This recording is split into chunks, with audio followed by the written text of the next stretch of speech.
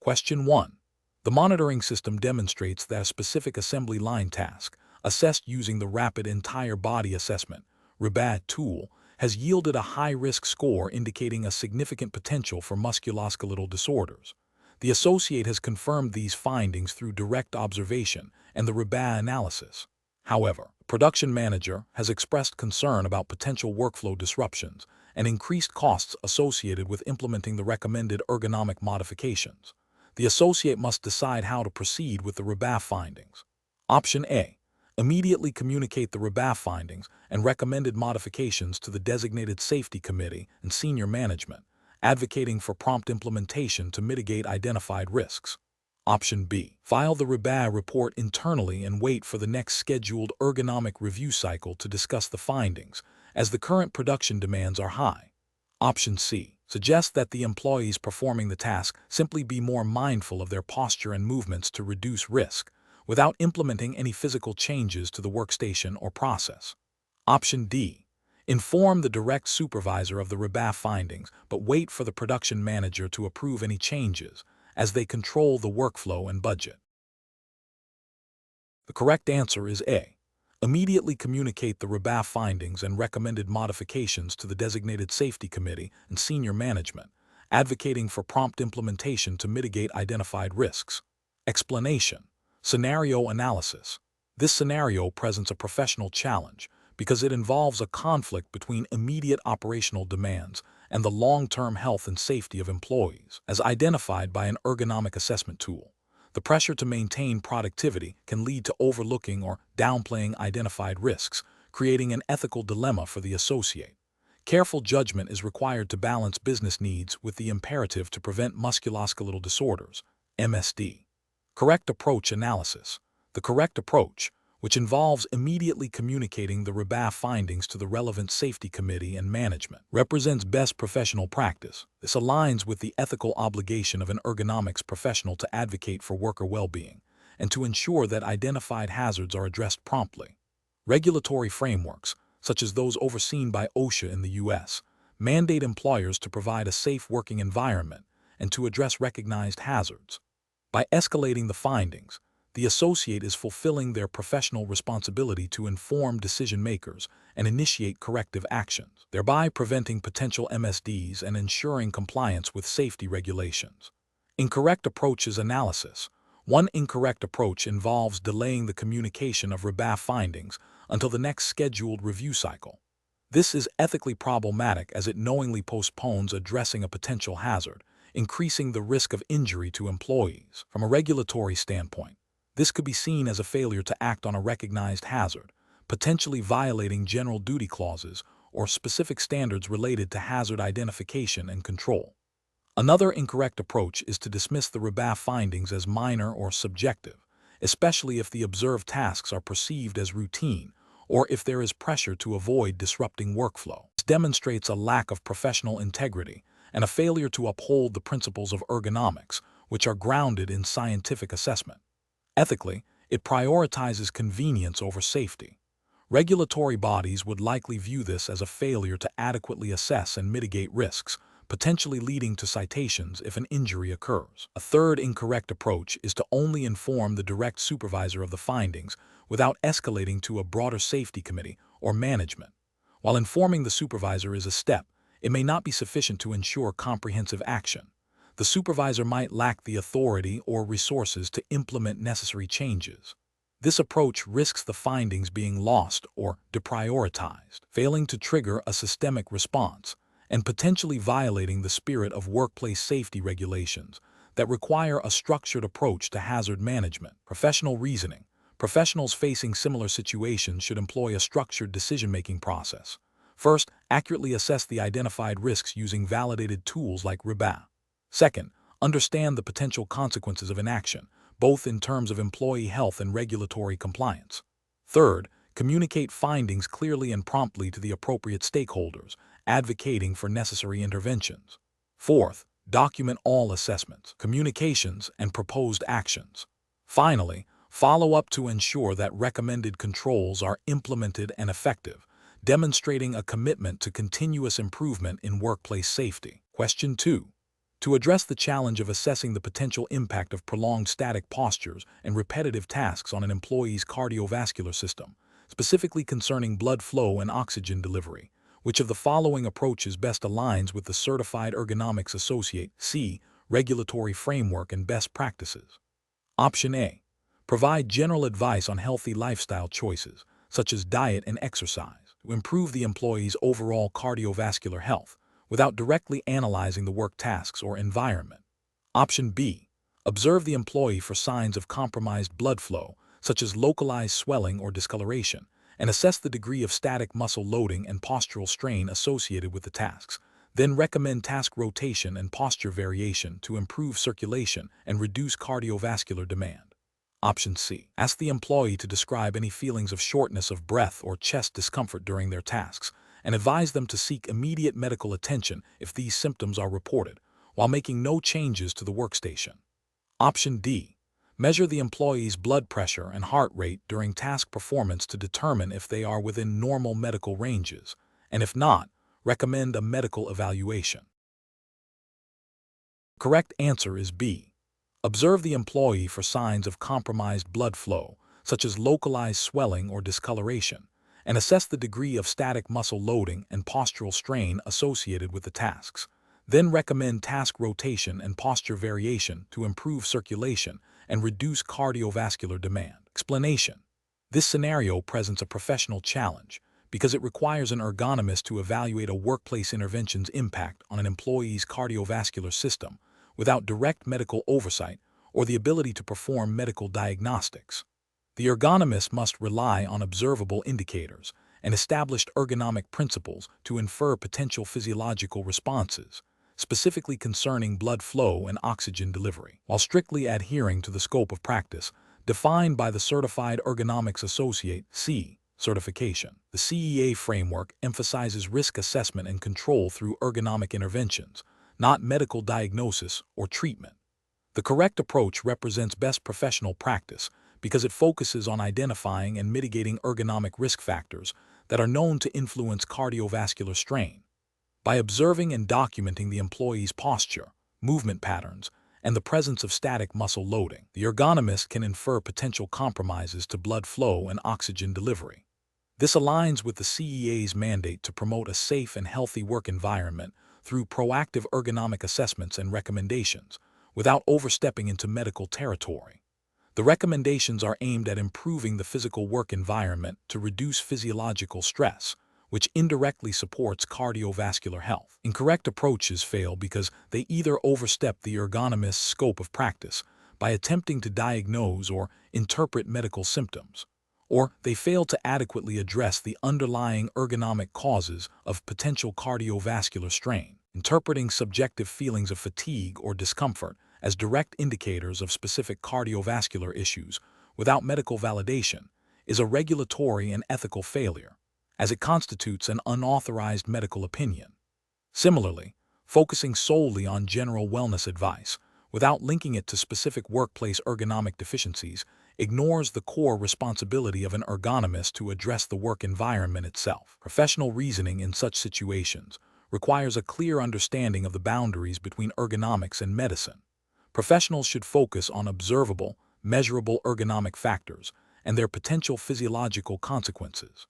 When potential health issues are suspected, the ethically and professionally sound decision-making process involves recommending that the employee consult with a qualified healthcare professional for diagnosis and treatment, while simultaneously addressing any identified ergonomic risk factors within the workplace. The ergonomist's role is to prevent or reduce ergonomic stressors, thereby supporting overall well-being, including cardiovascular health, through environmental modifications. Question 3.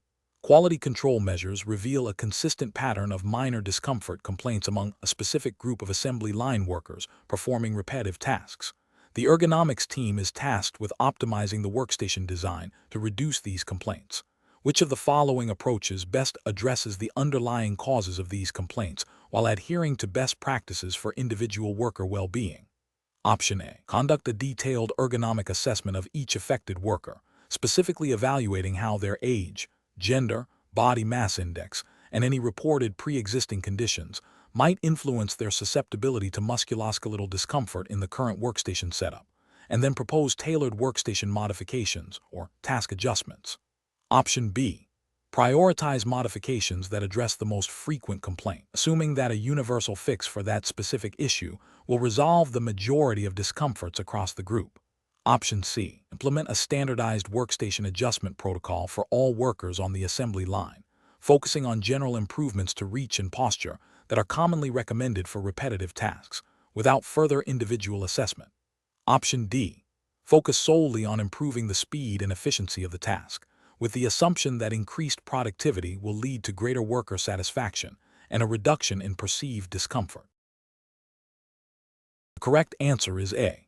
Conduct a detailed ergonomic assessment of each affected worker, specifically evaluating how their age, gender, body mass index, and any reported pre-existing conditions might influence their susceptibility to musculoskeletal discomfort in the current workstation setup, and then propose tailored workstation modifications or task adjustments. Explanation: this scenario is professionally challenging because it requires balancing the need for efficient process optimization with the ethical and regulatory imperative to consider individual worker differences.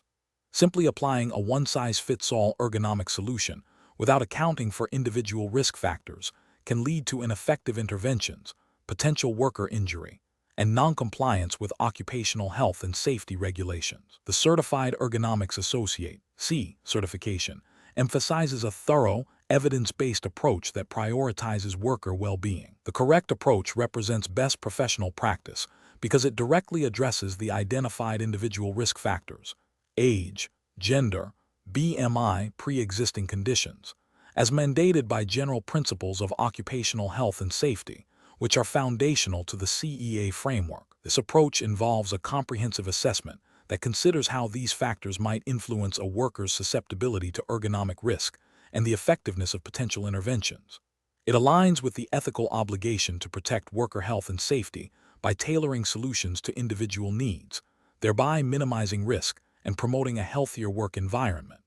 This proactive and individualized strategy is a hallmark of competent ergonomic practice. An incorrect approach that ignores individual risk factors fails to meet the standards of professional ergonomic practice and may violate regulatory principles that require employers to assess and mitigate workplace hazards, considering the specific vulnerabilities of their workforce. For instance, implementing a standardized solution without considering that an older worker or an individual with a pre-existing condition might be at higher risk for certain musculoskeletal disorders would be a failure to adequately assess and control hazards. Similarly, a gender-neutral approach might overlook biomechanical differences that could predispose individuals of different genders to specific types of strain. A blanket application of ergonomic guidelines without considering BMI could lead to solutions that are ill-fitting or ineffective for a significant portion of the workforce. These failures represent a disregard for the principle of due diligence in ensuring a safe and healthy workplace.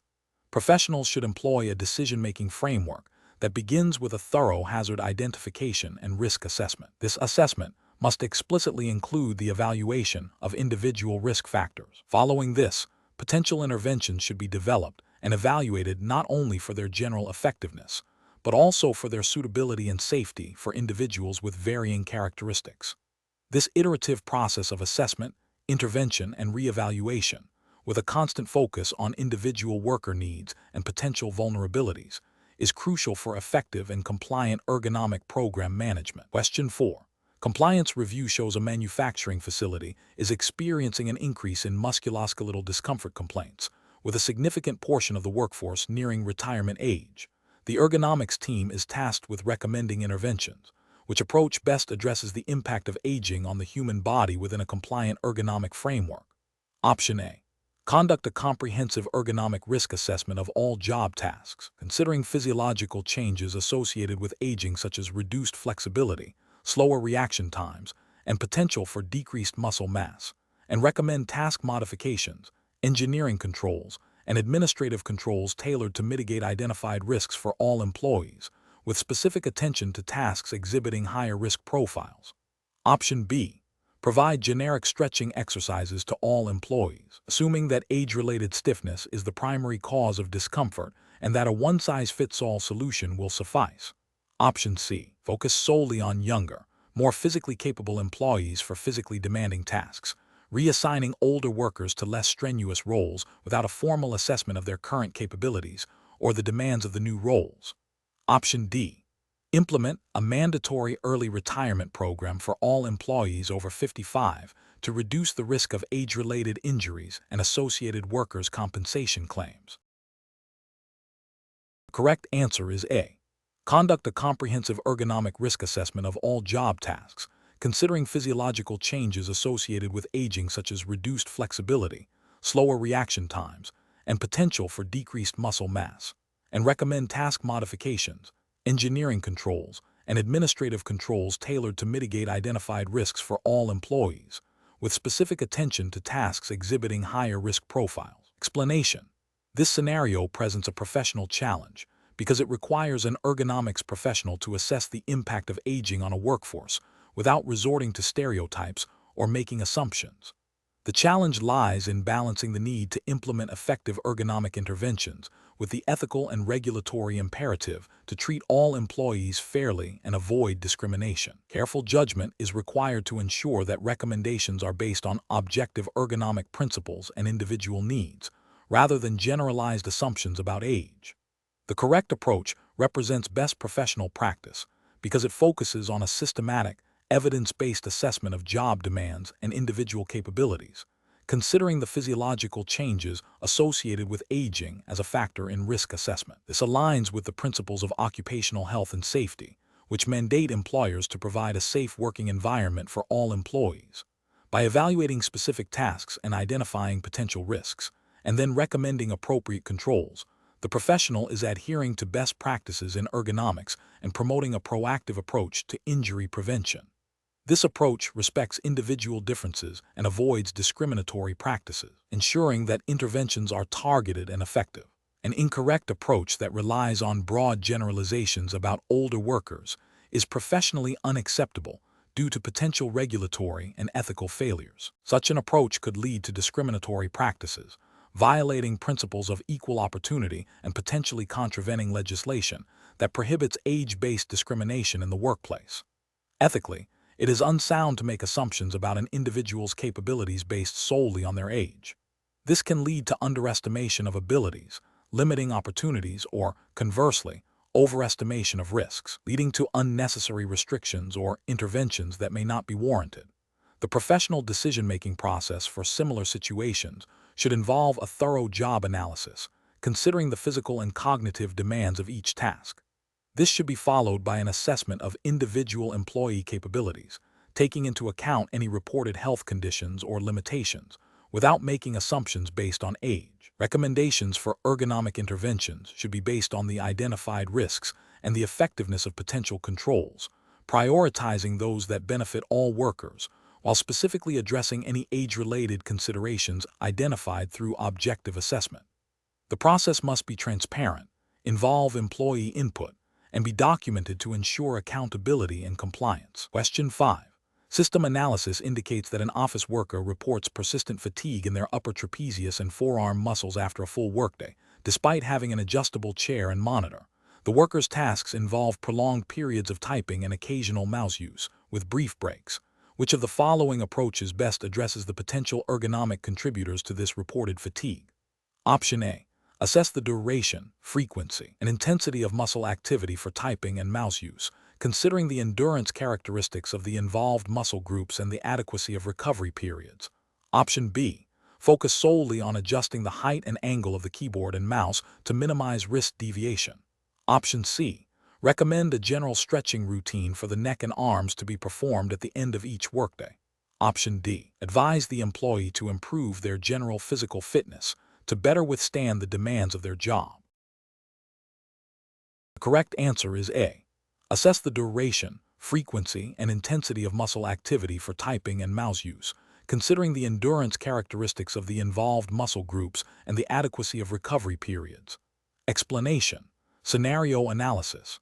This scenario presents a common challenge in ergonomics where an employee reports persistent muscle fatigue despite seemingly adequate workstation setup. The professional challenge lies in accurately diagnosing the root cause, which could stem from various factors including muscle physiology, task demands, or individual differences, and then recommending an effective intervention.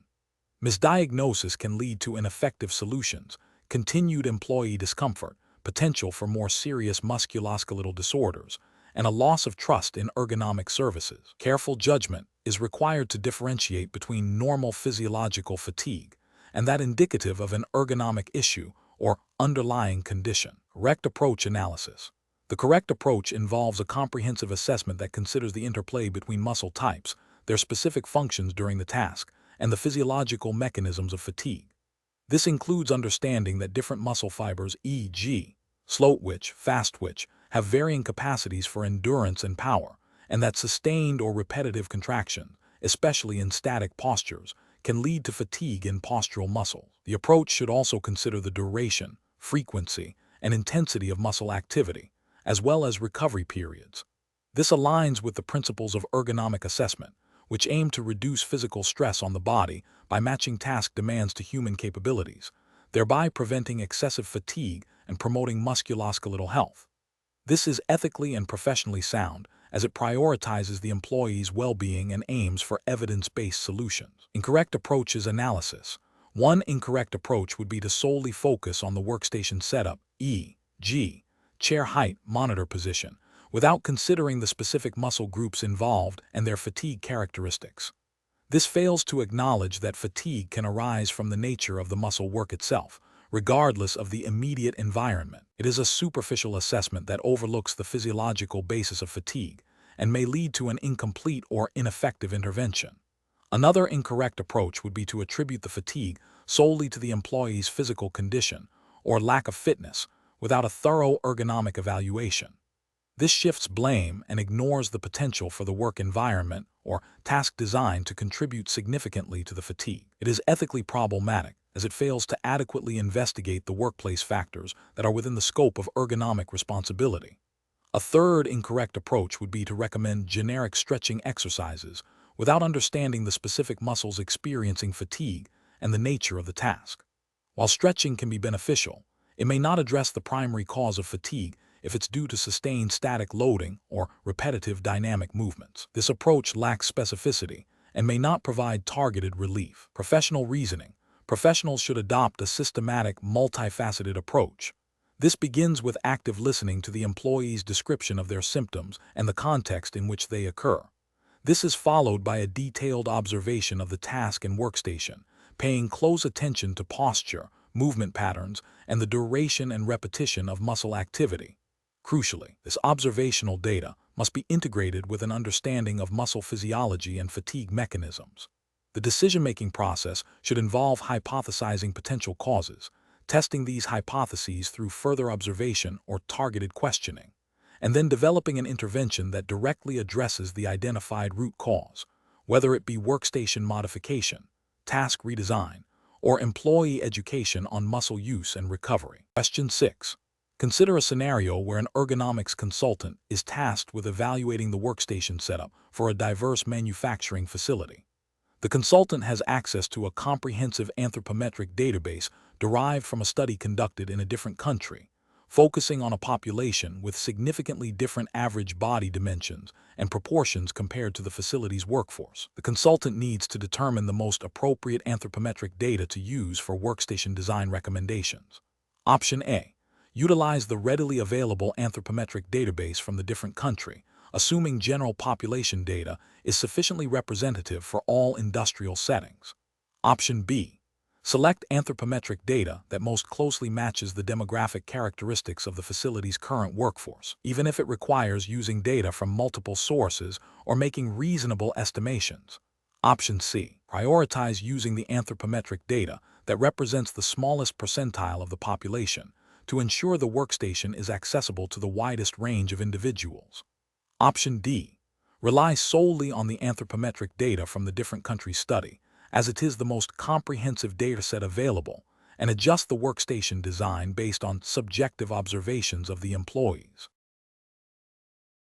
The correct answer is B.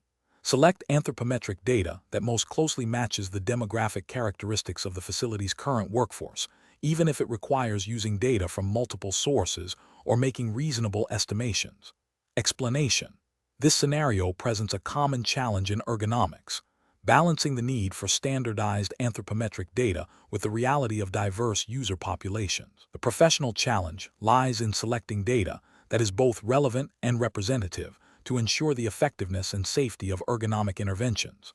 A failure to do so can lead to ineffective solutions, increased risk of musculoskeletal disorders, and potential noncompliance with workplace safety regulations. The correct approach involves critically evaluating the source and applicability of anthropometric data. Best professional practice dictates using data that is representative of the specific workforce being assessed. This means considering factors such as age, sex, ethnicity, and job role. For the Certified Ergonomics Associate (CE) exam, this aligns with the general principles of applying ergonomic knowledge to real-world situations, emphasizing user-centered design and risk reduction. While specific U.S. regulations like OSHA General Duty Clause require employers to provide a workplace free from recognized hazards, the application of anthropometric data is a best practice to achieve this, rather than a direct regulatory mandate for specific datasets. Ethical considerations also demand that interventions are based on sound scientific principles and are designed to protect the health and well-being of all employees. An incorrect approach would be to blindly apply data from a general population study without considering the specific characteristics of the target user group. This is professionally unacceptable because it ignores the fundamental principle of anthropometric variability and can lead to the design of workstations or tools that are ill-suited for the intended users. This could result in awkward postures, increased physical strain, and a higher risk of injury, potentially violating the spirit of workplace safety regulations by failing to adequately address known hazards. Another incorrect approach is to rely solely on the most readily available data, even if it is outdated or from a vastly different population. This demonstrates a lack of due diligence and a failure to apply critical thinking to the ergonomic assessment process. Ethically, this is a disservice to the employees whose safety and comfort are being compromised. The professional decision-making process in such situations should involve a systematic evaluation of the available anthropometric data. This includes understanding the methodology used to collect the data, the characteristics of the population studied, and the date of collection. When a direct match is not available, professionals should consider interpolating or extrapolating cautiously, or ideally, advocate for collecting site-specific data if resources permit. The ultimate goal is to ensure that ergonomic solutions are tailored to the specific needs and physical characteristics of the workforce to promote safety, health, and productivity. Question 7. The investigation demonstrates that a specific workstation has been identified as a source of discomfort for several employees, leading to complaints of wrist pain. The Ergonomics Associate is tasked with assessing the situation. Which of the following approaches best defines the scope of the ergonomic assessment required? Option A. An assessment limited to interviewing only the employees who have reported wrist pain to gather detailed accounts of their discomfort. Option B. An assessment that includes the entire office floor plan and all workstations, regardless of specific complaints, to identify any potential ergonomic issues across the entire department. Option C. A focused assessment solely on the wrist rests and keyboard placement at the workstation, as these are the most direct physical components related to wrist pain.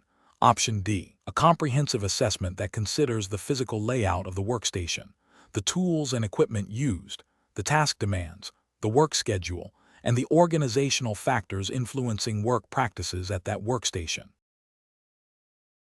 The correct answer is D. A comprehensive assessment that considers the physical layout of the workstation, the tools and equipment used, the task demands, the work schedule, and the organizational factors influencing work practices at that workstation. Explanation. The investigation demonstrates a common challenge in ergonomics: the initial perception of a problem versus its actual root cause and scope. Professionals are often presented with anecdotal evidence or specific complaints, requiring them to move beyond surface-level observations to a comprehensive understanding of the ergonomic system. This scenario is professionally challenging because it demands a systematic approach to define the boundaries of the ergonomic issue, ensuring that interventions are targeted, effective, and compliant with relevant standards. Careful judgment is required to avoid over- or underscoping the problem, which can lead to wasted resources or ineffective solutions. The correct approach represents best professional practice because it aligns with the fundamental definition and scope of ergonomics as a scientific discipline focused on understanding human capabilities and limitations, and applying this knowledge to the design of systems, products, and environments to optimize human well-being and overall system performance. This approach necessitates a broad assessment that considers all relevant factors influencing the human-system interaction, including the physical, cognitive, and organizational aspects. By adopting this comprehensive view, professionals ensure that they are addressing the true nature of the ergonomic risk, adhering to the principles of human factors and ergonomics, and potentially aligning with general workplace safety and health guidelines that emphasize a holistic approach to risk management. An incorrect approach that focuses solely on the immediate complaint fails to acknowledge the interconnectedness of ergonomic factors. This is a regulatory and ethical failure because it neglects the potential for broader systemic issues that may contribute to the observed problem or create new risks elsewhere. It also fails to adhere to the principle of proactive risk assessment, which is often a cornerstone of workplace safety regulations. Another incorrect approach that expands the scope beyond reasonable or demonstrable links to the initial complaint represents an inefficient use of resources and may dilute the focus on the primary ergonomic issues. This can be seen as a failure in professional responsibility to deliver cost-effective and targeted solutions, potentially violating ethical guidelines related to professional competence and due diligence. The professional decision-making process for similar situations should involve a structured approach. 1. Clearly define the initial problem or complaint. 2. Gather preliminary information to understand the context. 3. Apply the definition and scope of ergonomics to identify all potential contributing factors: physical, cognitive, organizational. 4. Conduct a systematic assessment to determine the extent and nature of the ergonomic issues. 5. Prioritize identified risks based on severity and likelihood. 6. Develop and implement targeted interventions. 7. Evaluate the effectiveness of interventions and make adjustments as needed. This process ensures that interventions are evidence-based, comprehensive, and aligned with the overarching goals of ergonomics and workplace safety. Question 8. Upon reviewing a workplace for potential hazards, an ergonomics associate is tasked with conducting a risk assessment, considering the relationship between ergonomics and human factors, which approach best aligns with the principles and regulatory expectations for a certified ergonomics associate when assessing risks associated with job tasks. Option A. Conducting a broad analysis of human-computer interaction and user interface design, as this is a primary component of human factors. Option B. Relying solely on employee self-reports of discomfort and fatigue to determine the extent of workplace risks. Option C. Systematically identifying physical and cognitive stressors in the work environment and evaluating their potential to cause harm, followed by recommending appropriate control measures. Option D. Focusing exclusively on identifying all potential hazards present in the workplace, regardless of their ergonomic relevance. The correct answer is C. Systematically identifying physical and cognitive stressors in the work environment and evaluating their potential to cause harm, followed by recommending appropriate control measures. Explanation: this scenario presents a professional challenge because it requires distinguishing between the broader discipline of human factors and the specific application of ergonomics within a risk assessment context, while adhering to the Certified Ergonomics Associate C exam's regulatory framework. The challenge lies in identifying the most appropriate approach that aligns with ergonomic principles and regulatory expectations for risk assessment, rather than a general human factors analysis that might not be sufficiently focused on physical or cognitive stressors relevant to workplace safety and health. The correct approach represents best professional practice because it directly integrates ergonomic principles into the risk assessment process. This involves systematically identifying, evaluating, and controlling physical and cognitive demands that can lead to musculoskeletal disorders or other health issues. Adherence to the CEA's implied regulatory framework, which emphasizes evidence-based practices for preventing work-related injuries and illnesses, is paramount. This approach ensures that the risk assessment is not only comprehensive, but also actionable, leading to targeted interventions that improve worker well-being and productivity. An incorrect approach that focuses solely on general human factors without specific ergonomic considerations, fails to meet the specialized requirements of an ergonomics associate. This could lead to overlooking critical physical stressors or cognitive loads that are the primary domain of ergonomics. Ethically, this is a failure to provide specialized expertise.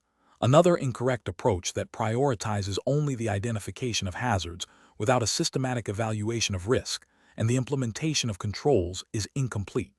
This violates the core principles of risk assessment, which demand a structured process from identification to mitigation. A further incorrect approach that relies on subjective employee feedback alone, without objective ergonomic evaluation, is insufficient. While employee input is valuable, it must be supplemented by objective data and expert analysis to ensure a thorough and accurate risk assessment, aligning with professional standards and regulatory expectations for due diligence. Professionals should approach such situations by first understanding the specific scope of their role as a certified ergonomics associate. This involves recognizing that while human factors provides a foundational understanding of human capabilities and limitations, ergonomics applies this knowledge to design work systems that fit the user. The decision-making process should involve 1. Clearly defining the objectives of the risk assessment within the ergonomic context. 2. Systematically applying established ergonomic assessment tools and methodologies. 3. Considering both physical and cognitive aspects of the work. 4. Evaluating the identified risks against relevant standards and best practices. And 5. Recommending practical and effective control measures. Question 9. Benchmark analysis indicates that an employee reports persistent discomfort in their upper extremities, attributing it to their workstation setup. As a certified ergonomics associate, what is the most appropriate initial approach to address this situation, considering the interconnectedness of ergonomic disciplines? Option A. Focus exclusively on improving the employee's communication with their supervisor regarding workload, assuming that stress from poor communication is the primary driver of their discomfort. Option B. Advise the employee to take more frequent short breaks throughout the day, without further investigation into the specific nature of their tasks or workstation. Option C. Conduct a thorough assessment of the employee's workstation, including posture, tool use, and environmental factors, while also investigating their task demands, cognitive workload, communication patterns, and overall work schedule. Option D. Immediately recommend a series of physical adjustments to the workstation, such as a new chair and keyboard, based on the employee's initial complaint of upper extremity discomfort. The correct answer is C. Conduct a thorough assessment of the employee's workstation, including posture, tool use, and environmental factors, while also investigating their task demands, cognitive workload, communication patterns, and overall work schedule. Explanation. Scenario analysis. This scenario presents a common challenge in ergonomics where a seemingly minor physical complaint could mask deeper organizational or cognitive issues impacting employee well-being and productivity. The professional challenge lies in moving beyond a superficial assessment to identify the root cause, which requires a holistic understanding of ergonomics disciplines. Failure to do so can lead to ineffective intervention, wasted resources, and continued employee distress. Correct approach analysis. The correct approach involves a comprehensive assessment that considers physical, cognitive, and organizational ergonomics. This aligns with the Certified Ergonomics Associate (CEA) exam's emphasis on a multifaceted understanding of ergonomic principles.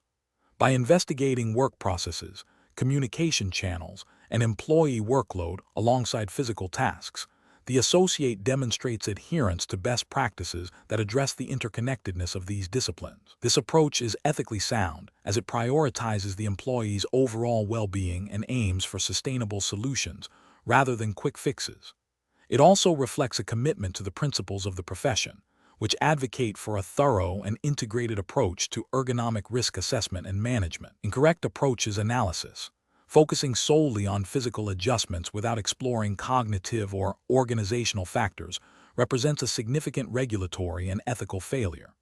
This approach ignores the potential for stress, poor communication, or excessive cognitive load to contribute to or exacerbate physical symptoms. Such a narrow focus is professionally unacceptable because it fails to address the full spectrum of ergonomic risks, potentially leading to an incomplete or ineffective intervention. It also risks misdiagnosing the problem, leading to wasted resources and continued employee dissatisfaction. Another incorrect approach would be to solely address perceived communication breakdowns, without considering how physical task demands or cognitive workload might be contributing to those breakdowns. This is a failure to integrate the disciplines. While communication is part of organizational ergonomics, it is often influenced by other factors. Ignoring these other factors means the intervention may be superficial and not address the underlying causes of the communication issues. A third incorrect approach would be to recommend extensive physical modifications without first understanding the cognitive demands of the tasks or the organizational structure that might be contributing to the employee's discomfort. This demonstrates a lack of due diligence and a failure to apply a comprehensive ergonomic framework. It is professionally unsound as it prioritizes a single discipline over a holistic assessment, potentially leading to ineffective or even counterproductive solutions. Professional reasoning. Professionals should adopt a systematic decision-making process that begins with a broad understanding of the potential ergonomic risks across all disciplines. When presented with a specific complaint, the initial step should be to gather information that allows for the assessment of physical, cognitive, and organizational factors. This involves active listening, observation, and potentially the use of assessment tools that cover all three areas. If initial observations suggest a primary issue in one area, it is crucial to then explore how other disciplines might be contributing or be affected. This iterative process ensures that interventions are targeted, effective, and sustainable, reflecting a commitment to ethical practice and professional competence. Question 10. Examination of the data shows a significant increase in reported discomfort among assembly line workers, with symptoms ranging from tingling and numbness in the hands to persistent lower back pain. Which of the following approaches best addresses the implementation challenge of preventing these work-related musculoskeletal disorders, WMSD? Option A. Provide all employees with a generic handout on stretching exercises and encourage them to perform these exercises regularly throughout their shifts. Option B. Categorize reported symptoms into common WMSD types such as carpal tunnel syndrome, tendinitis, and low back pain, and then implement targeted ergonomic interventions for each identified category. Option C. Implement general workstation adjustments for all employees, focusing on improving overall comfort and reducing general fatigue. Option D. Focus on improving the overall pace of the assembly line to increase efficiency, assuming that increased productivity will indirectly lead to better employee morale and reduced complaints. The correct answer is B. Categorize reported symptoms into common WMSD types such as carpal tunnel syndrome, tendinitis, and low back pain, and then implement targeted ergonomic interventions for each identified category. Explanation. This scenario presents a common implementation challenge in ergonomics, translating observed data into effective interventions for musculoskeletal disorder, MSD, prevention. The challenge lies in accurately identifying the types of MSDs present within the workforce based on reported symptoms, and then selecting appropriate, evidence-based control strategies. Without a clear understanding of the specific MSDs, interventions may be misdirected, ineffective, or even exacerbate existing conditions. This requires careful judgment to avoid oversimplification or misdiagnosis, which can have significant consequences for employee health and organizational productivity. The correct approach represents best professional practice because it prioritizes a systematic and diagnostic process. By categorizing reported symptoms into recognized MSD types, e.g., carpal tunnel syndrome, tendinitis, low back pain, it allows for the targeted application of ergonomic principles and controls known to be effective for those specific conditions. This aligns with the general principles of occupational health and safety, which emphasize identifying hazards and implementing appropriate controls to mitigate risks. While the Certified Ergonomics Associate (C) exam focuses on a broad understanding of ergonomics, the ability to differentiate between common MSDs and their contributing factors is fundamental to effective risk assessment and intervention. An incorrect approach that fails to differentiate between MSD types is professionally unacceptable due to several regulatory and ethical failures. Firstly, it violates the principle of providing appropriate care and prevention. By treating all reported discomforts as a single, undifferentiated issue, it risks overlooking the specific biomechanical stressors contributing to different MSDs, leading to ineffective or even harmful interventions.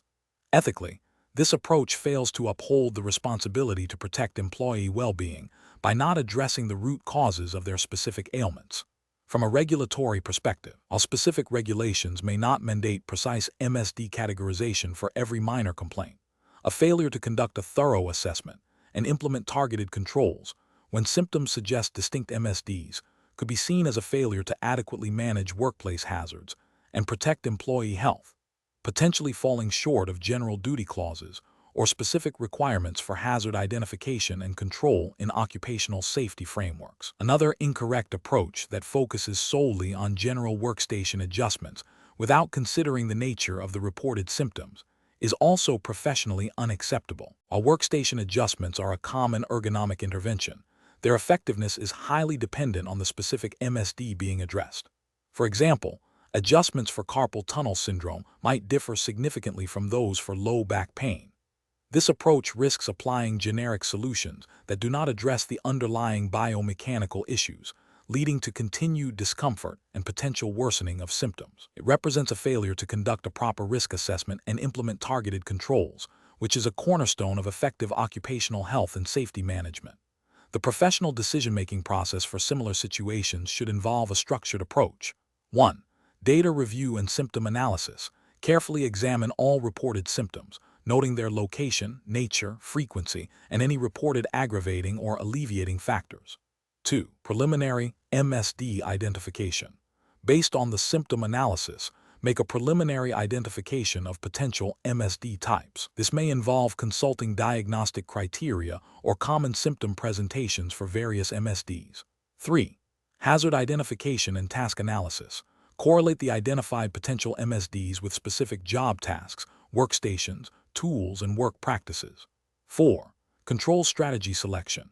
Based on the identified MSDs and associated hazards, select appropriate ergonomic control strategies. This may involve a combination of engineering controls, administrative controls, and personal protective equipment. 5. Implementation and evaluation. Implement the chosen strategies and establish a system for evaluating their effectiveness in reducing symptoms and preventing recurrence. 6. Documentation and reporting. Maintain thorough documentation of the assessment, interventions, and evaluation results. Question 11. Performance analysis shows a consistent decline in the productivity of a specific work team over the past quarter, with anecdotal feedback from supervisors suggesting the team is slowing down and making more minor errors. As a certified ergonomics associate, C. What is the most appropriate initial step to address this situation? Option A. Advise management to implement a new, faster workflow system to compensate for the perceived slowdown without further investigation. Option B. Inform management that performance fluctuations are common and likely unrelated to ergonomics, suggesting they focus on other operational efficiencies. Option C.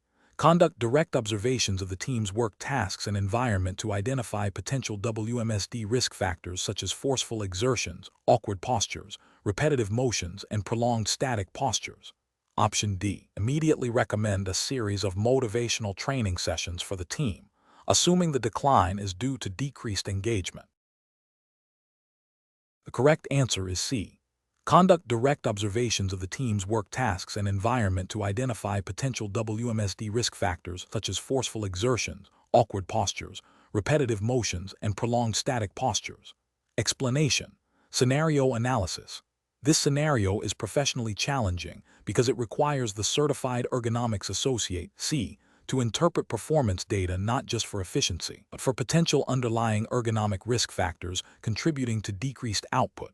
The challenge lies in distinguishing between performance dips due to skill, motivation, or external factors versus those stemming from physical strain or discomfort, which are the domain of ergonomics. Careful judgment is required to avoid misattributing issues or overlooking significant health and safety concerns. Correct approach analysis. The correct approach involves a systematic investigation that begins with observing the tasks and the work environment to identify potential WMSD risk factors. This aligns with the fundamental principles of ergonomics and the responsibilities of a CEA, which include identifying and assessing hazards. Specifically, it requires the CEA to look for evidence of forceful exertions, awkward postures, repetitive motion, prolonged static postures, as these are primary contributors to WMSD.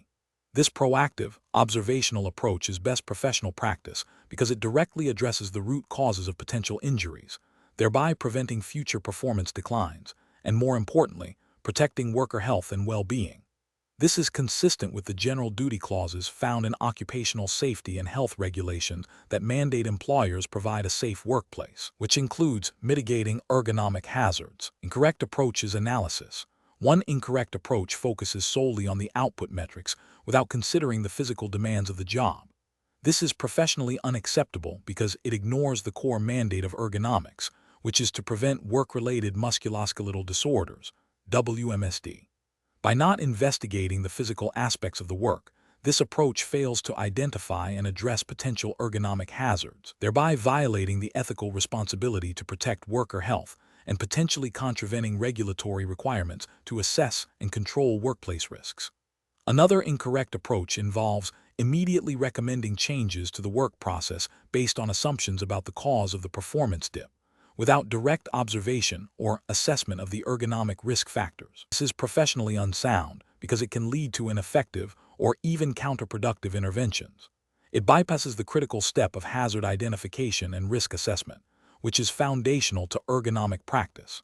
This approach risks implementing solutions that do not address the actual problem, wasting resources, and failing to protect workers from identified or potential WMSD risks. A third incorrect approach is to dismiss the performance dip as unrelated to ergonomics without any investigation. This is a significant professional failure. It demonstrates a lack of understanding of how physical discomfort and strain can directly impact productivity and task completion. By failing to investigate, the CEA abdicates their responsibility to identify and mitigate ergonomic hazards, potentially leaving workers exposed to risks that could lead to WMSD and further performance degradation. This approach neglects the proactive and investigative nature of the CEA role. Professional reasoning. Professionals should approach such situations by first acknowledging the potential link between physical well-being and performance. The decision-making process should involve a structured investigation. 1. Understand the reported performance issue. 2. Formulate hypotheses about potential contributing factors, including ergonomic ones. 3. Conduct direct observations of the tasks and work environment to identify specific WMSD risk factors: force, posture, repetition, duration. 4. Gather additional information through worker interviews if necessary, focusing on perceived discomfort or strain. 5. Analyze the collected data to determine the most likely causes of the performance issue, prioritizing ergonomic factors if present. 6. Develop and recommend evidence-based interventions to mitigate identified risks. 7. Monitor the effectiveness of interventions and adjust as needed. This systematic, evidence-based approach ensures that interventions are targeted, effective, and aligned with the principles of protecting worker health and safety. Question 12. Strategic planning requires selecting the most appropriate anthropometric data for product design. When developing a new workstation for a diverse manufacturing facility, which approach best ensures user safety and usability while adhering to ergonomic principles and regulatory expectations? Option A. Utilizing a comprehensive anthropometric dataset that includes data for the 5th through 95th percentiles of the expected user population, considering relevant demographic variations. Option B. Employing anthropometric data primarily derived from a different geographical region or occupational group than the intended users. Option C. Designing the workstation to accommodate only the average measurements of the anticipated workforce. Option D. Focusing exclusively on the anthropometric data of the shortest individuals expected to use the workstation. The correct answer is A. Utilizing a comprehensive anthropometric dataset that includes data for the 5th through 95th percentiles of the expected user population, considering relevant demographic variations. Explanation. Scenario analysis. This scenario presents a common challenge in ergonomics where designers must balance the need for a product to accommodate a wide range of users with the practicalities of design and manufacturing. The professional challenge lies in selecting the most appropriate anthropometric data to ensure both usability and safety, without resorting to overly simplistic or potentially discriminatory approaches. Careful judgment is required to avoid designs that exclude significant user populations or create undue risk. Correct approach analysis. The correct approach involves using a comprehensive set of anthropometric data that represents the target user population, considering both extremes and the central tendency. This aligns with the principles of inclusive design and the ethical responsibility to create products that are accessible and safe for as many people as possible. Regulatory frameworks, such as those promoted by OSHA, Occupational Safety and Health Administration, in the U.S., emphasize the employer's responsibility to provide a safe working environment, which includes ensuring that equipment and workstations are designed to accommodate the physical diversity of their workforce. Ethically, this approach demonstrates a commitment to user well-being and equity. Incorrect approaches analysis. One incorrect approach is to solely rely on average anthropometric data. This fails to account for the significant portion of the user population that falls outside the average range, potentially leading to discomfort, reduced efficiency, and increased risk of musculoskeletal disorders for those who are taller, shorter, or have different body proportions. This approach can be seen as a failure to meet the General Duty Clause of OSHA, which requires employers to provide a workplace free from recognized hazards. Another incorrect approach is to design for only the smallest percentile of users. This would exclude a vast majority of the intended user base, rendering the product unusable and potentially unsafe for most individuals. This is a clear ethical failure to consider the needs of the broader population and a regulatory failure to provide accessible and safe equipment. A third incorrect approach is to use data from a population that is not representative of the intended users. For example, using data primarily from male populations to design a product for a mixed-gender workforce would ignore crucial anthropometric differences and lead to a design that is not suitable or safe for a significant portion of users. This constitutes an ethical lapse in considering user diversity and a potential regulatory violation if it leads to a hazardous condition for a specific demographic. Professional reasoning. Professionals should adopt a systematic approach to anthropometric data selection. This involves first clearly defining the target user population and the intended use of the product. Then, they should research and select anthropometric databases that are relevant to that population and context, considering factors like age, gender, ethnicity, and job role. The design should aim to accommodate a significant range of users, often focusing on percentiles like the 5th and 95th, while ensuring that critical functions are accessible and safe for the majority. Continuous evaluation and user feedback are also crucial to refine designs and ensure ongoing usability and safety. Question 13. Analysis of an employee reporting persistent discomfort in their wrist and elbow after several weeks of performing data entry tasks. The Certified Ergonomics Associate, C, is tasked with providing an initial recommendation. The employee describes the discomfort as a dull ache that intensifies with repetitive typing and mouse use. Considering the skeletal system's components, which of the following initial approaches best aligns with professional ergonomic practice and regulatory expectations for a CEA? Option A. Advise the employee to take a few days of medical leave to rest the affected areas and see if the discomfort subsides on its own. Option B. Recommend a series of workstation adjustments, including keyboard and mouse positioning, and provide education on neutral wrist posture and micro breaks to reduce repetitive strain on the wrist and elbow joints and associated ligaments. Option C. Suggest the employee consult a physician immediately for a diagnosis and treatment plan, without conducting any initial ergonomic assessment of their workstation or tasks. Option D. Instruct the employee to simply try to push through the discomfort, as it is likely a temporary issue related to adapting to their tasks. The correct answer is B. Recommend a series of workstation adjustments, including keyboard and mouse positioning, and provide education on neutral wrist posture and micro breaks to reduce repetitive strain on the wrist and elbow joints and associated ligaments. Explanation. Scenario analysis. This scenario is professionally challenging because it requires an ergonomics associate to balance the immediate needs of an employee experiencing discomfort with the long-term implications of potential musculoskeletal disorders, all while adhering to workplace safety regulations. The associate must interpret subjective reports of pain and discomfort in the context of objective ergonomic principles and relevant legal frameworks. The challenge lies in making a recommendation that is both effective for the individual and compliant with established standards, avoiding over-intervention or under-intervention. Correct approach analysis. The correct approach involves a systematic ergonomic assessment that considers the employee's reported symptoms, the nature of their tasks, and the physical environment. This aligns with the principles of the Certified Ergonomics Associate (CE) certification, which emphasizes a proactive and evidence-based approach to identifying and mitigating ergonomic risk factors. By recommending a workstation adjustment and providing education on proper posture and movement, the associate is addressing potential biomechanical stressors on the skeletal system, specifically focusing on joints and ligaments that may be affected by prolonged or awkward postures. This approach is best professional practice as it directly applies ergonomic principles to prevent or reduce the risk of musculoskeletal injury, which is a core objective of ergonomics and aligns with the general duty clauses of occupational safety and health regulations that mandate employers provide a workplace free from recognized hazards. Incorrect approaches analysis.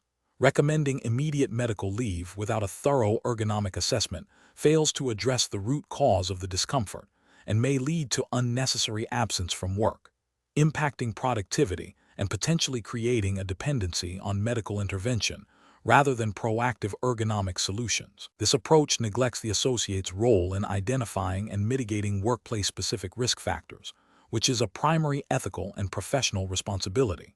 It also bypasses the opportunity to implement preventative measures that could avoid future issues. Suggesting the employee simply try to work through the pain is a direct violation of ethical ergonomic practice and potentially regulatory requirements. It dismisses the employee's reported symptoms and ignores the possibility of underlying ergonomic issues contributing to their discomfort. This approach can exacerbate existing conditions, lead to more severe injuries, and create a hostile work environment, failing to uphold the duty of care expected of an ergonomics professional. Focusing solely on the employee's subjective report, without considering task analysis or workstation setup, overlooks the biomechanical factors that are central to ergonomics. While subjective reports are important indicators, they must be investigated through objective assessment to identify specific stressors on the skeletal system. This approach is incomplete and does not fulfill the professional obligation to conduct a comprehensive ergonomic evaluation. Professional reasoning. Professionals should approach such situations by first actively listening to and acknowledging the employee's concerns. This should be followed by a structured ergonomic assessment that includes observation of tasks, evaluation of the workstation and tools, and consideration of environmental factors. The assessment should aim to identify specific risk factors that could be contributing to the reported symptoms, focusing on how these factors might stress bones, joints, and ligaments. Recommendations should be evidence-based, practical, and aimed at both immediate relief and long-term prevention, always keeping in mind the relevant occupational safety and health guidelines. Question 14. Market research demonstrates that a company is implementing a new process involving frequent, repetitive arm movements for approximately 4 hours per day. While no heavy lifting is involved and postures are generally neutral, management is concerned about potential employee fatigue and reduced productivity due to the sustained nature of the activity. As a certified ergonomics associate, C. What is the most appropriate approach to assess the metabolic impact of this new process? Option A. Estimate the energy expenditure using established ergonomic principles and predictive models, considering the task's duration, frequency, and type of movement, to identify potential risks of overexertion. Option B. Advise management that a formal physiological study measuring oxygen consumption is the only reliable method to assess metabolic impact, even if it is costly and disruptive. Option C. Rely solely on employee self-reports of fatigue after the process has been in operation for a few weeks to determine if any interventions are necessary. Option D. Conclude that the process poses no significant metabolic risk because it does not involve heavy lifting or awkward postures, which are typically associated with high energy expenditure. The correct answer is A. Estimate the energy expenditure using established ergonomic principles and predictive models, considering the task's duration, frequency, and type of movement, to identify potential risks of overexertion. Explanation. Scenario analysis. This scenario presents a common challenge in ergonomics where a seemingly minor change in work practice could have significant metabolic implications for employees. The difficulty lies in accurately assessing the energy expenditure associated with a new task without resorting to direct physiological measurement, which is often impractical in a real-world setting. The Certified Ergonomics Associate (C) must rely on established principles and available data to make informed recommendations that protect employee health and safety while maintaining operational efficiency. The absence of specific regulatory standards directly dictating metabolic thresholds for this particular task necessitates a reliance on best practices and the application of general occupational health and safety principles. Correct approach analysis. The correct approach involves utilizing established ergonomic principles and predictive models to estimate the metabolic cost of the new task. This aligns with the CEA's responsibility to proactively identify and mitigate potential ergonomic risks by referencing industry-accepted guidelines and potentially using validated predictive equations without performing complex calculations in the question itself. The associate can provide a reasoned assessment of the energy expenditure. This approach is best professional practice because it is evidence-based, systematic, and aims to prevent overexertion and associated health issues like fatigue and musculoskeletal disorders, which are core concerns addressed by ergonomic principles. It demonstrates a commitment to employee well-being and adherence to the general duty of care expected of an ergonomics professional. Incorrect approaches analysis. One incorrect approach is to dismiss the concern due to the lack of immediate, observable physical strain. This fails to acknowledge that metabolic strain can be cumulative and may not manifest as acute injury. Ethically, this approach neglects the proactive nature of ergonomics and could lead to long-term health problems for employees. It also violates the principle of risk assessment, which requires considering potential hazards even if they are not immediately apparent. Another incorrect approach is to rely solely on anecdotal employee feedback without objective assessment. While employee feedback is valuable, it can be subjective and influenced by various factors unrelated to metabolic load. An ergonomics professional has a duty to provide an objective evaluation. Relying solely on subjective reports without further investigation could lead to underestimation or overestimation of the risk, potentially resulting in inadequate interventions or unnecessary disruptions. This approach lacks the rigor expected of a certified professional. A third incorrect approach is to assume that any task not involving heavy lifting or prolonged static postures is inherently safe from a metabolic perspective. This oversimplifies the concept of energy expenditure. Even seemingly moderate tasks, when performed repetitively or for extended durations, can significantly increase metabolic load and contribute to fatigue and reduced performance. This assumption demonstrates a lack of comprehensive understanding of metabolic processes in the workplace and a failure to apply a holistic ergonomic perspective. Professional reasoning. When faced with a new work task and potential metabolic concerns, professionals should first gather information about the task's duration, frequency, posture, and any associated environmental factors. Next, they should consult relevant ergonomic literature, industry guidelines, and potentially validated predictive tools to estimate the metabolic cost. This estimation should then be used to assess the risk of overexertion. If the estimated metabolic load appears high or borderline, further investigation, such as observation or, if feasible, more direct assessment methods may be warranted. The decision-making process should prioritize employee health and safety, grounded in scientific principles and best practices in ergonomics. Question 15. The assessment process reveals an employee reporting persistent discomfort and reduced functional capacity in their upper extremities, which they believe is linked to their workstation setup. The ergonomic specialist has identified several potential ergonomic stressors. The employee has not yet sought formal medical diagnosis or treatment. What is the most appropriate next step for the ergonomic specialist? Option A. Advise the employee on specific stretches and exercises to alleviate the discomfort based on the ergonomic assessment findings. Option B. Recommend a referral to a qualified healthcare professional for medical evaluation and diagnosis while continuing to address identified ergonomic risk factors at the workstation. Option C. Provide a preliminary diagnosis of a specific musculoskeletal disorder based on the observed symptoms and workstation setup. Option D. Suggest that the employee take time off work until their symptoms resolve without a formal medical referral. The correct answer is B. Recommend a referral to a qualified healthcare professional for medical evaluation and diagnosis while continuing to address identified ergonomic risk factors at the workstation.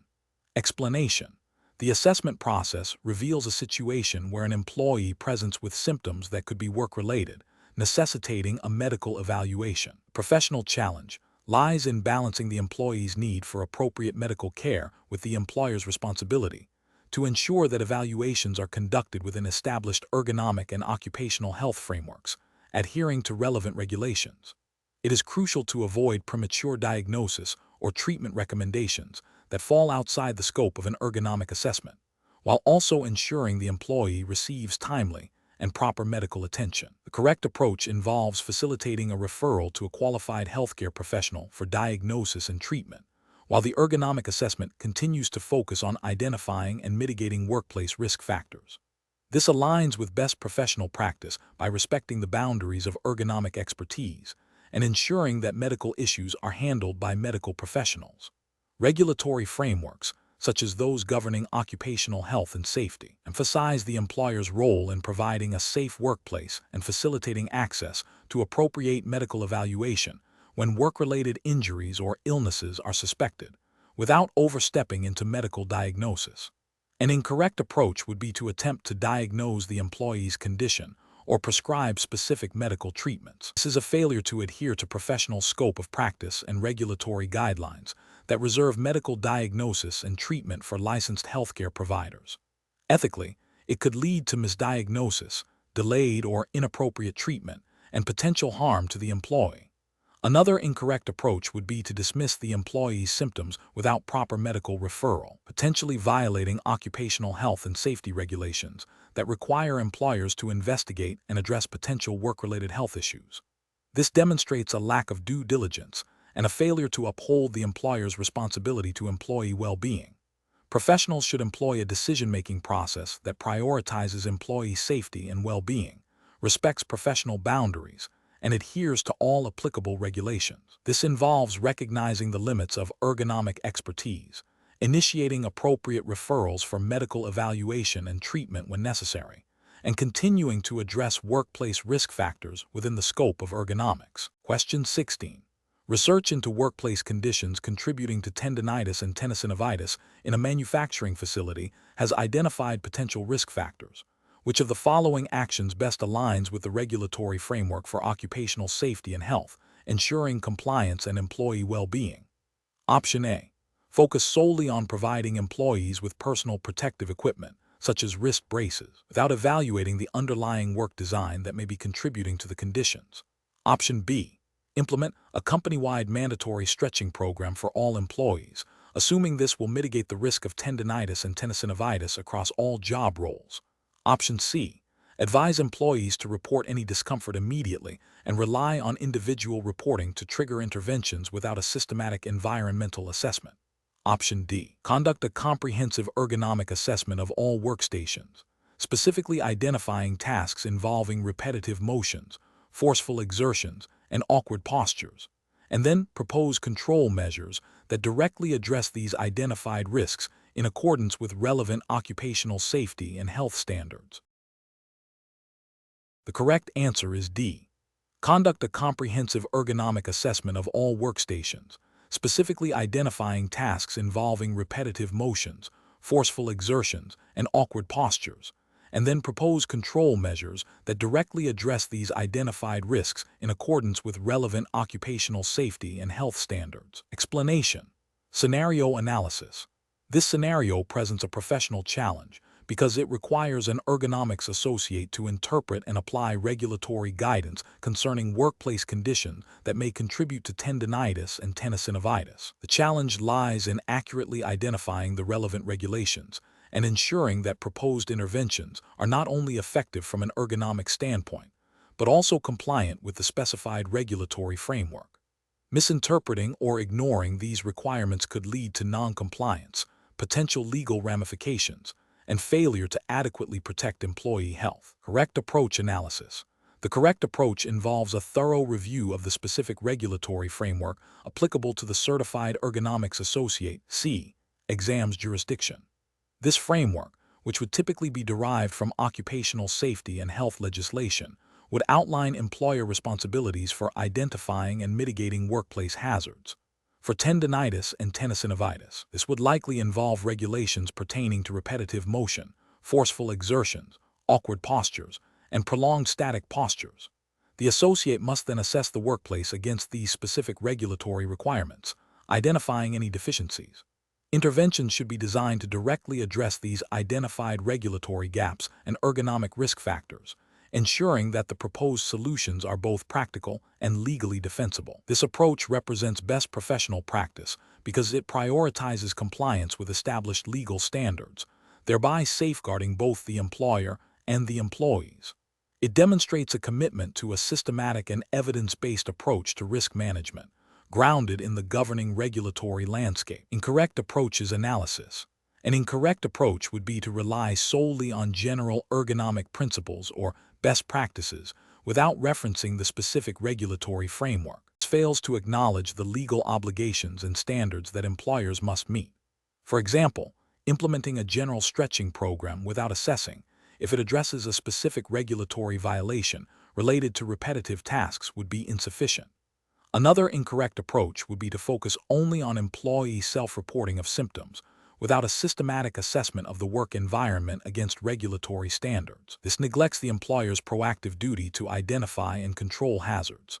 Furthermore, proposing interventions that are not directly linked to mitigating identified regulatory noncompliance or ergonomic risks, such as suggesting expensive equipment upgrades without a clear justification based on regulatory requirements, would also be an inappropriate and potentially non-compliant strategy. These approaches are professionally unacceptable because they risk non-compliance, expose the organization to liability, and may not effectively protect employee health within the bounds of the law. Professional reasoning. Professionals in this field should adopt a decision-making process that begins with a clear understanding of the applicable regulatory framework. This involves identifying all relevant statutes, standards, and guidelines. The next step is to conduct a comprehensive risk assessment of the workplace, specifically looking for conditions that are known to contribute to tendinitis and tenosynovitis, and that are also addressed by the identified regulations. Based on this assessment, interventions should be developed that directly target the identified risks and align with regulatory requirements. Documentation of the assessment, findings, and proposed interventions is crucial for demonstrating due diligence and compliance. Regular review and evaluation of the effectiveness of interventions, again with reference to regulatory compliance, should be an ongoing process. Question 17. Process analysis reveals that a manufacturing facility is experiencing a high rate of musculoskeletal discomfort among assembly line workers. Management is seeking to understand the most effective way to articulate the goals and benefits of implementing an ergonomics program to secure necessary resources. Which of the following approaches best aligns with best practices for demonstrating the value of ergonomics in this context? Option A. Propose a program focused on clearly defined, measurable goals tied to reducing specific injury types and associated costs, supported by data on potential improvements in productivity and employee retention. Option B.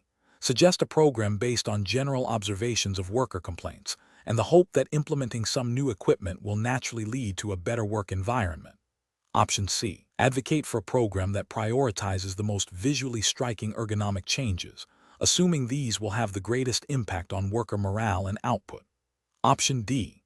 Recommend a program that involves purchasing a variety of ergonomic tools and gadgets without establishing specific objectives or a method for tracking their impact on injury rates or efficiency. The correct answer is A. Propose a program focused on clearly defined, measurable goals tied to reducing specific injury types and associated costs, supported by data on potential improvements in productivity and employee retention. Explanation. Scenario analysis.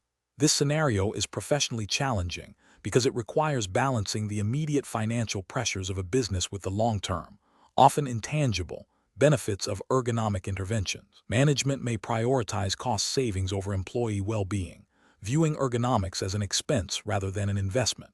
The challenge lies in effectively communicating the value proposition of ergonomics in a way that resonates with business objectives and aligns with regulatory expectations for a safe and healthy workplace.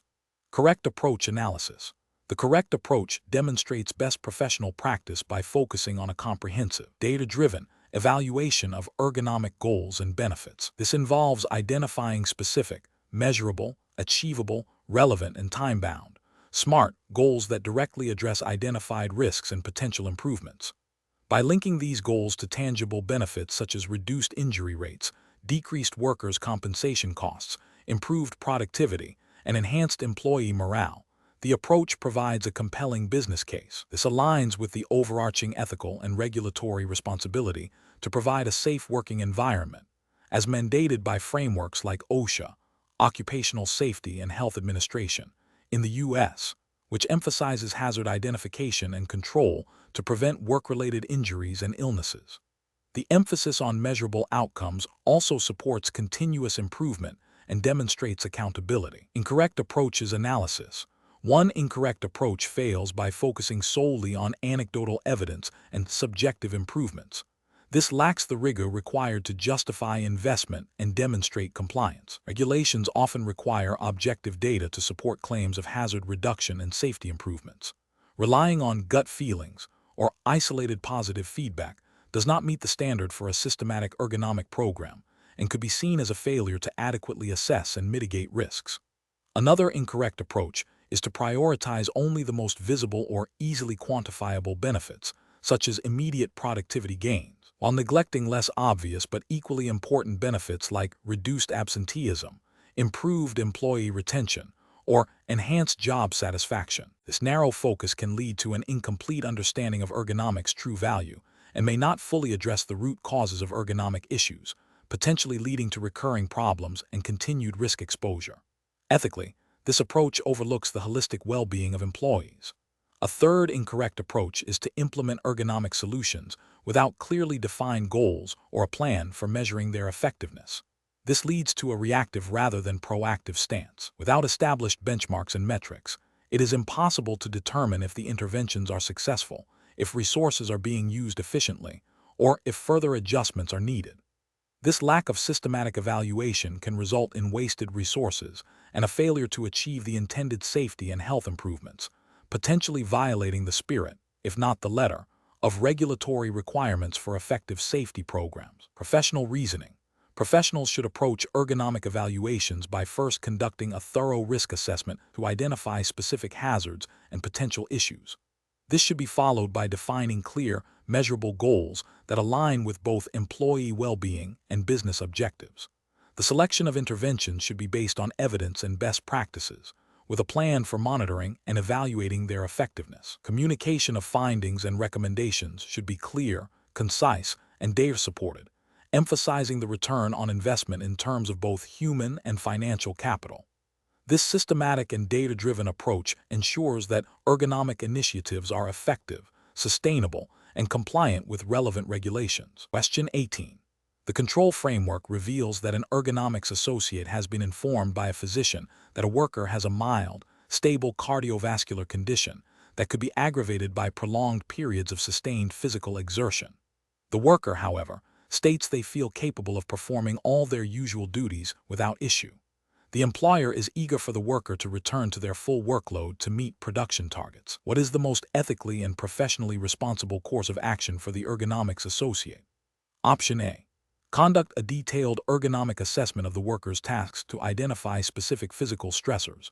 Consult with the physician to understand the precise nature of the cardiovascular risk and acceptable exertion levels, and then develop tailored recommendations for task modification or work pacing that balance the worker's health with operational needs. Option B. Immediately approve the worker's return to full duties as they report feeling capable, as the physician's condition was described as mild and stable.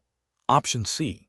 Recommend significant, broad workstation modifications without consulting the physician or understanding the specific physical demands of the worker's tasks, assuming this will mitigate any potential cardiovascular strain. Option D. Advise the employer that the worker's subjective report of feeling capable overrides the physician's concerns, and therefore, no ergonomic interventions are necessary. Correct answer is A. Conduct a detailed ergonomic assessment of the worker's tasks to identify specific physical stressors.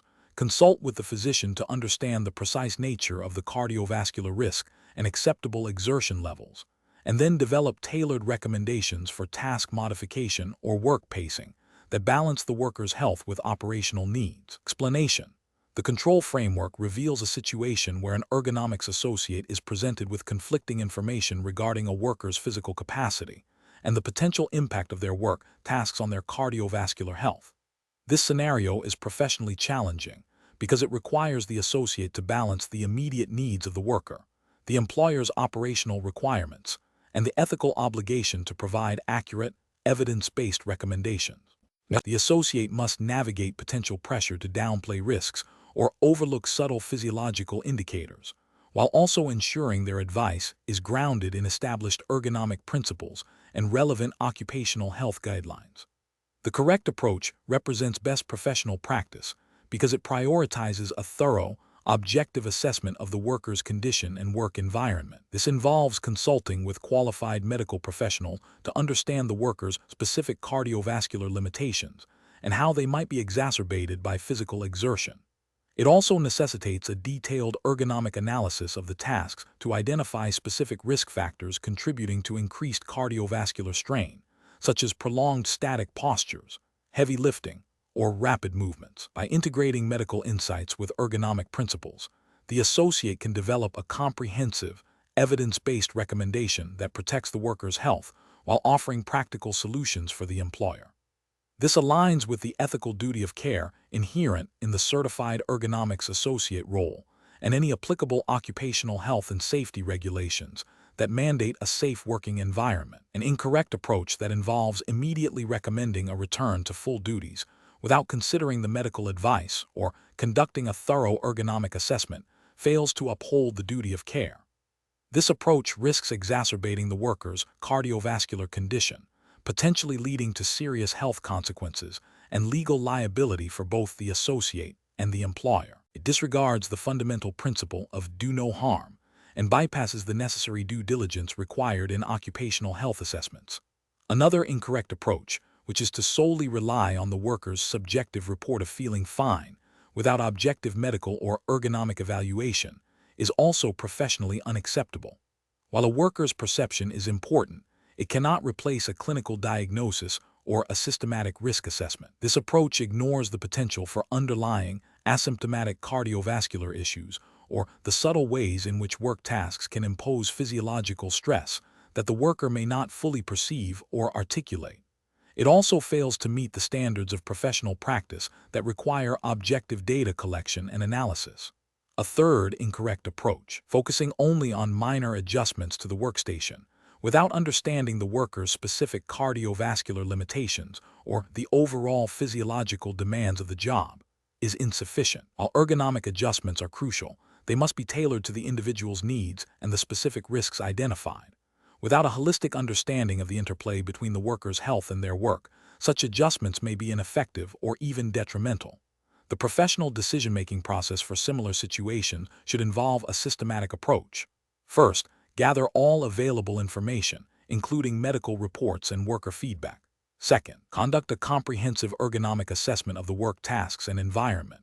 Third, consult with relevant medical professionals to understand the worker's specific physiological limitations and potential risks. Fourth, synthesize all findings to develop evidence-based recommendations that prioritize worker safety and well-being. And finally, communicate these recommendations clearly and professionally to both the worker and the employer, outlining the rationale and proposed interventions. Question 19. Which approach would be most effective in systematically identifying and prioritizing physical risk factors like force, repetition, awkward postures, vibration, and contact stress within a manufacturing environment, ensuring compliance with general workplace safety principles? Option A. Implement standardized ergonomic solutions, such as adjustable chairs and basic workstation modifications, across all departments without specific task-based assessment. Option B. Focus interventions on the single most frequently observed awkward posture across all job roles, assuming it represents the greatest overall risk. Option C. Rely primarily on worker complaints to identify areas of discomfort and implement immediate solutions based on the most frequently reported issues. Option D. Conduct a comprehensive task analysis for each job role, objectively measuring exposure to force, repetition, awkward postures, vibration, and contact stress, and then prioritize interventions based on the severity and likelihood of risk. The correct answer is D.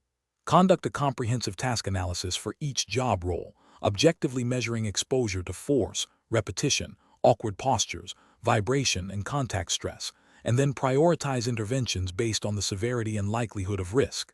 Explanation: this scenario presents a common challenge in ergonomics, identifying and prioritizing multiple physical risk factors within a workplace. The professional challenge lies in moving beyond simply listing potential hazards to developing a systematic and defensible strategy for assessment and intervention, particularly when resources may be limited. Careful judgment is required to ensure that the chosen approach aligns with established ergonomic principles and regulatory expectations for workplace safety. The correct approach represents best professional practice because it prioritizes a comprehensive, systematic, and evidence-based methodology. It acknowledges that a thorough understanding of the work tasks, the environment, and the worker is crucial before implementing interventions. This aligns with the principles of proactive risk management, which is a cornerstone of occupational health and safety regulations. By focusing on task analysis and objective measurement, this approach provides a foundation for effective and targeted interventions, ensuring that resources are allocated where they will have the greatest impact on reducing physical risk factors such as force, repetition, awkward postures, vibration, and contact stress. This systematic approach also facilitates documentation and justification for any proposed changes, which is essential for compliance and continuous improvement. An incorrect approach that focuses solely on worker complaints without objective data collection fails to meet regulatory expectations for a proactive safety program. While worker feedback is valuable, it is not a substitute for a systematic assessment of physical risk factors. Relying solely on subjective reports can lead to misdiagnosis of the root cause of discomfort or injury and may result in ineffective or misdirected interventions.